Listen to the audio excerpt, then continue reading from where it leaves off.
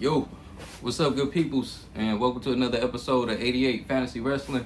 I'm your host, Sean P. And today, y'all, we got a good one. We got a good one today, y'all. We're going to be talking about the top 5 WCW wrestlers, y'all. It's about WCW today, y'all. We done made it. We to that point, man. WWE going to be taking the back seat today, man. See, had to bring the big gold up front. You see, we got the four horsemen, repping today. We're going to have some fun today with that, man. I felt like that was another good time for the era, man. So if we're going to be talking about some fantasy wrestling going back in time, it's only right that we talking about WCW, man. It was short, but it was sweet and it was effective, man. So again, man, real quick, I want to do a recap on the last episode that we did, man. We had the mailbag episode, man. I had a lot of fun with that, man. I appreciate everybody who tuned in, who keep subscribing, man. I appreciate the love, of course, all day, every day. And just keep rocking with us, man. We're going to keep bringing heat, man. Y'all just keep supporting us and showing love, man. So, again, man, let's get into this WCW episode. Let's get it, man. So, just break down, before we even get started, man, I'm going to give y'all basically a history of the company. All right, again, like I say, it's an Atlanta company. For those that don't know, WCW is an Atlanta-based company, all right? They got theirs from the NWA, right? So NWA was from North Carolina. That's where they came from Greensboro, that area, right? Charlotte, that hookup. And then when they sold to Turner, Turner was the Braves and the Falcons, all them guys. He was basically on. He was king of Atlanta at the time. So he sold to Ted Turner. Ted Turner turned to an Atlanta company. So again, man, the company actually lasted 13 years, man. They combined with NWA, WCW combined. They combined 13 years. And like I say, it came from NWA, the Horsemen, of course, who we talked about before. Dusty Rhodes, man. You can't talk about NWA, WCW without talking about Dusty Rhodes, man. He was very, very influential with that. Magnum TA, that's another name, man. For the youngsters out there, man. If y'all don't know what Magnum TA is, man, go check out some old Magnum TA matches, man. I'm telling you, won't be disappointed. The first one that come to mind in my head is, of course, the Tully Blanchard. Him and Tully in the steel cage from Starrcade, I believe it was 85, man. So if you guys get a second, check that out, please, man. So definitely got to talk about that. And like I say, all the way to 2001. And when, of course, they end up closing their doors and they sold to Vince. So, short, sweet tenure, like I said, man. And also, we're going to talk about basically what the great wrestlers that came there, what makes them basically a great, And I feel like the one thing, and like I say, before I even get started with the list, man, I just want everybody to know, the one thing that I did consider with this is that in my head, if you're a WWE guy, I wasn't going to put you on the list. All right, so hence you might not see, even though, like I say, I'm repping my guy NWO Hogan, but you ain't going to see Hogan on here, all right? Because me through and through, even though he was like a tweener, but through and through, he's a WWE guy, man. We know Hawk rules, man. So, like I say, it's a couple guys on here that didn't make the list. We got a couple of tweeners, and I got, of course, some honorable mentions too. So yeah, man. Look, we got to talk about Mick Foley. It was Cactus Jack at the time, but I feel like he had his tenure in WCW. He was definitely effective. He was effective. But when I think of Mick, I think of course, Mankind, Cactus. He had more impact there. Eddie Guerrero, man, same thing. I feel like Eddie, his cup of coffee that he had with WCW. Even though it was effective, I love Eddie. I feel like 97 Eddie is another guy that need to be studied, man. He was just on a whole nother level when he came through and showed that heel side that he brought from Mexico in. It was just something to see. But through and through, I feel like Eddie definitely made his more impact as the Latino Heat character, on a WWE stage. So I put him as an honorable. Steve Austin, also, man. A lot of people might not even know this, man. Steve Austin started off in WCW, before he even became the Stone Cold that we love today. He started from there, stunning Steve Austin, man. I believe that was from like 91 to 95, I want to say. That was the thing with Steve at the time. But even though I love the Hollywood Blondes, for those who know about the Hollywood Blonde, I love them guys. I felt like everything he did with them was just great, so had to put him as an honorable just because of the name itself. Steve Austin for sure. Rey Mysterio, I feel like that's another guy. Rey is definitely started off in WCW, but I feel like he was just more effective. He's still wrestling to this day, So Think about that. He still wrestling to this day in WWE, and you know had his family, origin now. You know, like family lineage in there. So gotta put him as a WWE guy, man. So I left Ray off the list as well. We talked about Hogan already, and I put the Outsiders on here, man. I feel like the Outsiders are the Outsiders, of course, their own entity, but come on, man, it's Diesel and Rachel, man. So to me, like I say, it's just my list. You know, it's just my list, man. I don't want to ruffle no feathers, but I left them guys off the list, man. So without further ado, let's get into the list. You know, I know you wondering, like Sean P, man, all these guys, that's the guys right there. Who made your list then? You know, we gonna talk about it, man.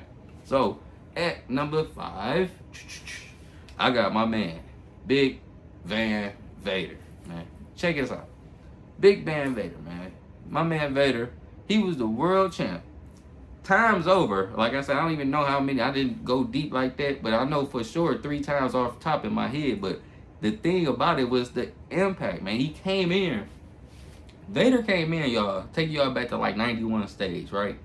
It was like the Undertaker when he came in. When I first seen Vader come in, it was just like, dude, who is this guy? You probably heard rumors of him because I remember he came from Japan, but this is his first time in the States. I know it was a big deal signing, you know, from overseas coming to the States. So signing with WCW, I remember he had the spear match. They used to shoot the smoke out.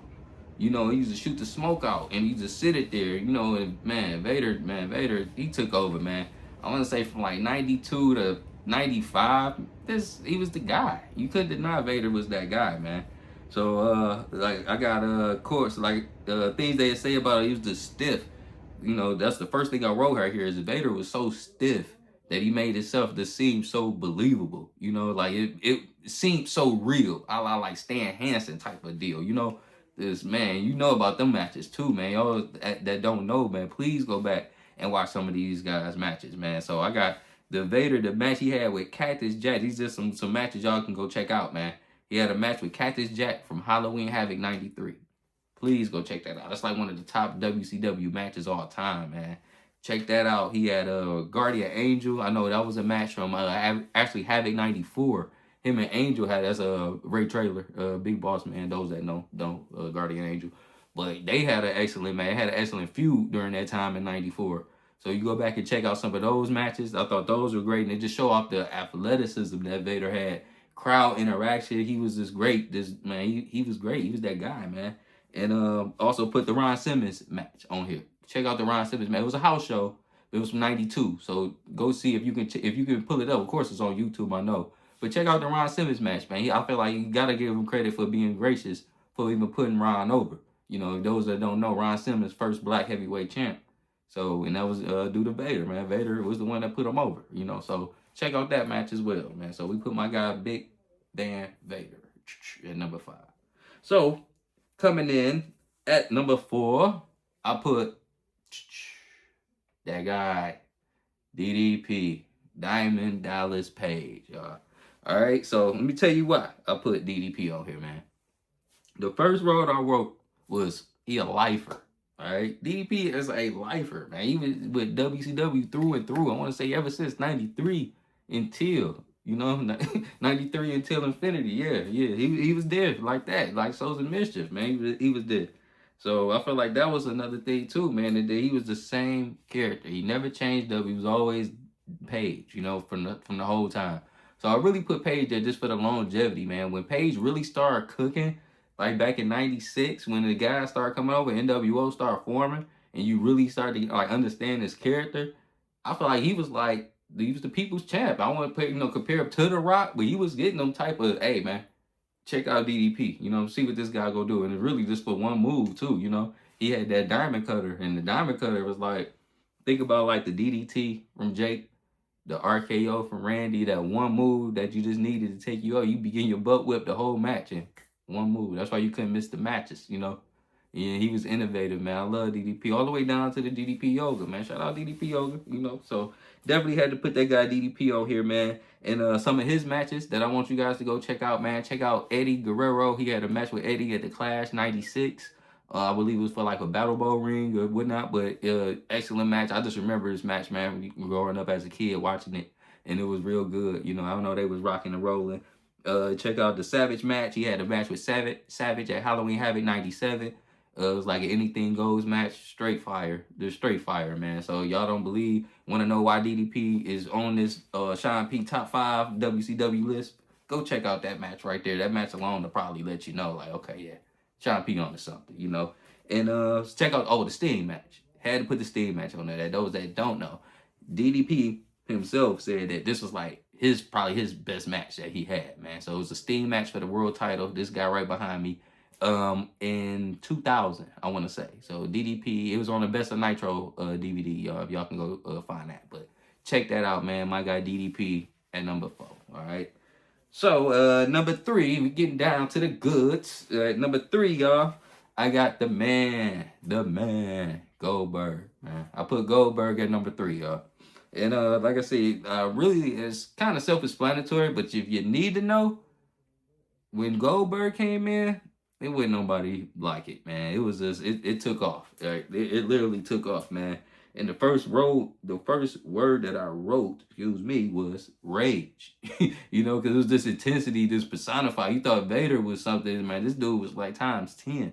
So Goldberg is something we never seen before, man. I thought like the Quiet Assassin, you know, that was when, you know, less was good, you know, at the time. It was so many people on the mic. This guy coming in like a Phantom Batman almost. It took over the whole, you know, the whole league, you know, took over the whole thing. So I feel like you got to give him his credit, man. Instant impact, legend of the entrance. You know, I feel like if we really want to know, we going off entrances alone, this guy be number 1. Goldberg had one of probably the most legendary entrance that ever was. You know, if you got somebody, I mean, Stone Cold maybe, but I don't even think Stone Cold messing with Goldberg entrance, man. That entrance he had from Starrcade 97, from Starrcade 98, I'm sorry, from Havoc 98. Man, I mean, come on, man. There's video game stuff right there, man. So definitely, man, entrance along, and then the streak, man. You had to put the streak on here, man. The streak was something that it was at the time, you know, it had us glued, you know, it had us glued to the TV, man. And I just felt like his impact was undeniable, man. It was something that when you talk about WCW, to me, if you leave out Goldberg, man, you leaving out a big piece, man. So had to put old Billy at number 3, man. Some of his matches, got to check out some Goldberg matches, y'all. I know, you know, if you get time to do this, man.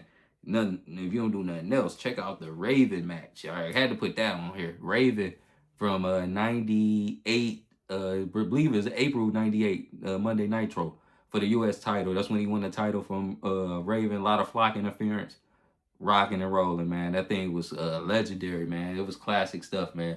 Check out the Raven Nitro match. Check out the DDP match. It's funny, all these 98 matches, but check out the DDP Havoc match.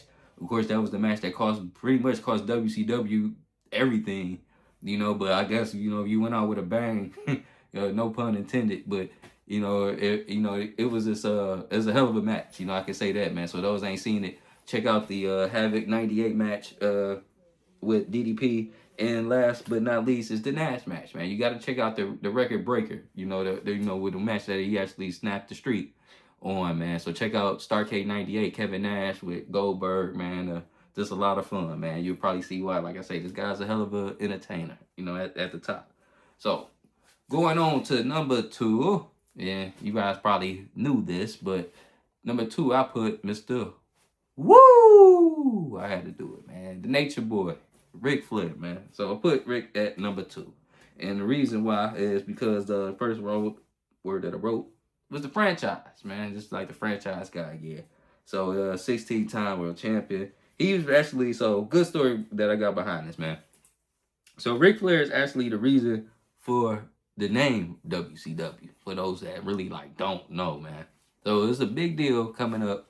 So around 90, 91, we'll say, like around summer, around that time, right?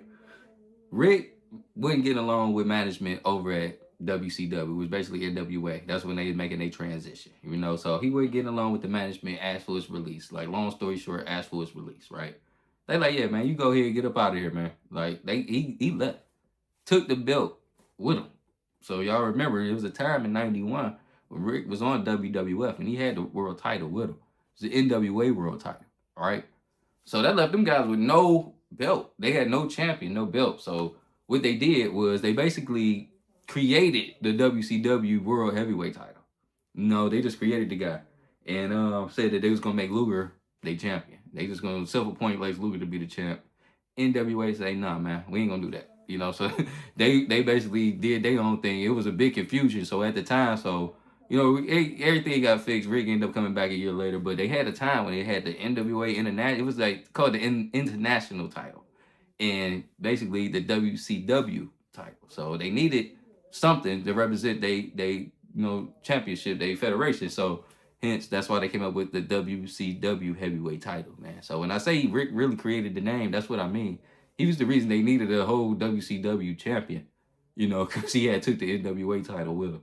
So hey, it might not be a WCW if it were really for Ric Flair, man. If you really think about it, but other than that, man, the legendary guy, it speaks for itself, man. If you know wrestling, you know Ric Flair, you know that guy. They go hand in hand, synonymous with each other. So I had to put the Nature Boy on here, man. If y'all need it, man, got some matches that you can just go check out. I put the Hogan match, 1994, man. That was the first one. Havoc, I believe it was Halloween Havoc, 1994, the career match. They both had their careers on the line. Steel cage, Mr. T, special guest referee, Joe Louis Arena, Detroit, Michigan. What more can you ask, man? So definitely go check that one out. Go check out the Sting unification match he had. They had a unification match for those same titles we was just talking about. They ended up unifying them. Once he came back, all the smoke cleared, they unified them titles. And Flair ended up getting them, and that's started off his whole feud with Hogan actually around that time. So check out the Sting match from Clash of '94 when they unified the heavyweight title. This guy, beautiful guy, above my shoulder there. And also he had a match with Eddie too, man. Now this is like a hidden gem, y'all. He had a match with Eddie Guerrero on Nitro from 1996. So go and please watch that one, man, because it just showed actually how versatile WCW was at the time, man.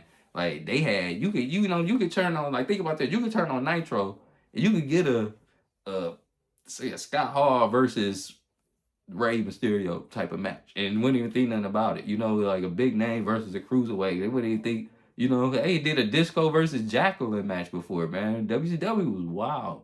But it was a good time. So yeah, man, definitely you get time, check out Flair and Eddie, Nitro 96, please. And that's gonna lead us to numero uno, and you probably see them, man. You probably end up coming down from the ceiling right there, man.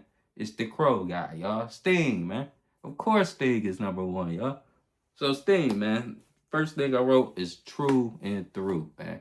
Sting is true WCW through, man. He never switched up, man. I like that. Most of these guys on the list, DDP, man, Flair, for a cup, but Sting never left. He was there from the whole time, man. I remember Sting ever since 89, I want to say 88 maybe. Yeah, 88. He was the guy in NWA / WCW. So you got to give it to Sting, man. He was just, like I say, from the surfer guy. I feel like that was just a good time because he was just that baby face that you needed. We used to compare him to Hogan, coming up. Saying, oh, man, who would win? Would it be Surfer Sting or babyface Hogan? So it was like, he was that big, Surfer Sting was that big. And then you flip that over when the NWO came in for him to switch his style up and go to the Crow, which we really know him. I mean, he retired as the Crow. Think about that. That started in 97, 96, 97. He just retired like a year ago with the Crow gimmick. So that's how long that gimmick lasted him, man. Made him very, very, very famous guy, So Sting, man, like I say, he lasted more than 20 years, man. This is an iconic character, man, in itself, man. You don't know Sting, Steve Borden, man. This guy's just a legend, man, in itself, man. If you need to go check out some of these matches, man, now these are highly, highly recommended. First one is that I wrote on here is the Flair Horseman match that he had in Havoc 95. Halloween Havoc look like these guys WrestleMania, man. You tell there's a lot of Havoc matches on here. And I remember Bischoff said that too. He treated it like his WrestleMania, Halloween Havoc. So check out Halloween Havoc 95. Sting and Flair against the Horsemen. But I'm not even gonna spoil it, man. Check it out. And you're gonna like it. Trust me, man. You're gonna like it. And Steve Regal, he had a match with Lord Steven Regal, man. William Regal. Those men know WWE lingo. In American Bash 96. I thought that was a very, very good match as well. just to show, yeah, man, the versatility, man. You know, and these are actually all like surfer matches. It's not even like pro matches here. These are still with the surfers thing. So go back, man. It was still a good time, you know. And Sting is a hell of a wrestler, man. And last but not least, man, you got to go check out the Hogan match, man. This Starrcade '97, full of controversy, man. You know, everybody know the story behind that. If you don't, man, it's all type of podcasts out here detailing it, man. So you can like listen to the podcast leading up to the match. You know, have a good time with it, man. But definitely check out the Sting and Hogan World Title Starrcade 1997 match, man. Had Bret Hart there, whole 9 yards, man. I ain't gonna spoil nothing else. Please check it out. So that's mine, man. Got a couple more honorable mentions, man. We had. You can't talk about WCW if you don't talk about these guys, man. We got Booker T. Didn't know you gotta talk about Booker T, man. Five time, man. Steiner brothers, man. I didn't put a tag team on here, but if I had to, man, I would have put the Steiners, man. I felt like they definitely represented WCW. It was just one of my favorites, too, personally. You know, it had nothing to do with them. But, yes, the Steiner brothers, man. You can't deny them, you know. Then also put a Buff Bagwell. Yeah, definitely put Marcus Buff, man, because he didn't get his credit. I feel like Buff was definitely the mid of the mids. You know, he was the top mid-card star that he held it. You know, he knew his role. Never was supposed to be heavyweight champ. He was just supposed to be the stuff, you know. So I had to put Buff on here. And Kevin Sullivan, man. You know, RP Kevin Sullivan. Those that don't know, Taskmaster, man. You got to put Taskmaster Kevin Sullivan on here. He was just so influential in everything that they did, man. He was like, he wrote most of the hottest stories that we talk about to this day. Of course, his character alone, man. You know, the story behind it, he was just, to me, like I said, he was one of the top characters that they had, man. You got to give it to Kevin Sullivan, man. So, shout out.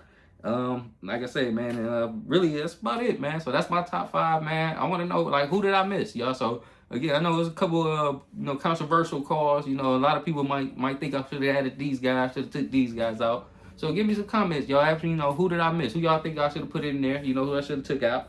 And, like I say, talking about next episodes that I got coming up, y'all. I still got a Triple H episode that's cooking up. You know, I got the WrestleMania build-up shows. Go back in the archives, check out the other episodes that we done dropped, man. Look, man, I just appreciate all the love y'all been giving us, man. Like I say, 88, man. We high right now, man. I'm feeling it, man. And like I say, we gonna keep going, man. You know, so appreciate it, y'all, as always. You know, that's it. That's what we got right there. Top 5 WCW athletes, y'all. So again, chime in. Let me know what y'all think, man. Like I say, I'm about to go back in the lab, y'all. So again, Pete, y'all, Sean P, your guy, 88 Fantasy Wrestling, and that's it. We out. I'll see y'all in a minute. Peace.